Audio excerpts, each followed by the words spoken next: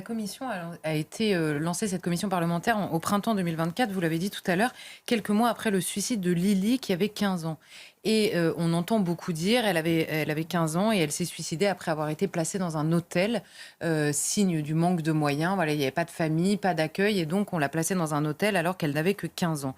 Alors il y a un livre qui sort aussi cette semaine qui s'appelle La fabrique du malheur, qui est consacré justement au scandale dans l'aide sociale à l'enfance.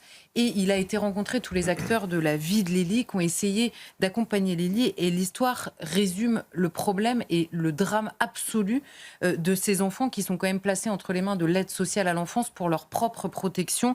Rappelons-le, c'était une enfant fragilisée, comme tous ceux évidemment qui se retrouvent entre les mains de l'ASE.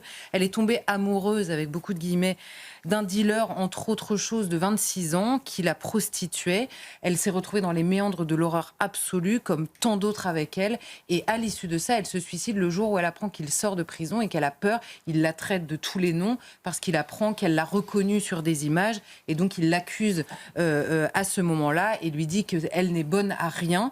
Et il l'abandonne à nouveau et c'est l'abandon trop. Et cette jeune fille se suicide. Je le raconte parce que son récit, qui est abominable, enfin, le récit de la fin de la vie de cette petite fille qui est abominable, se retrouve dans beaucoup d'autres récits, de la prostitution à la tentative de suicide, voire au suicide lui-même. Rien ne va, ni dans l'accompagnement, ni dans le placement, et ça n'est pas l'hôtel qui résume la situation et le drame de la vie de cette petite fille.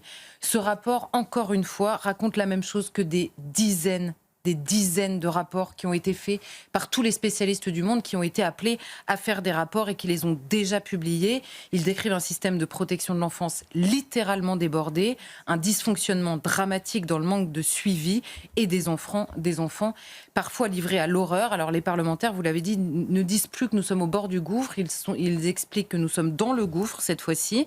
Et en l'occurrence, les professionnels s'inquiètent de l'absence de réaction qui a accompagné malheureusement trop de rapports.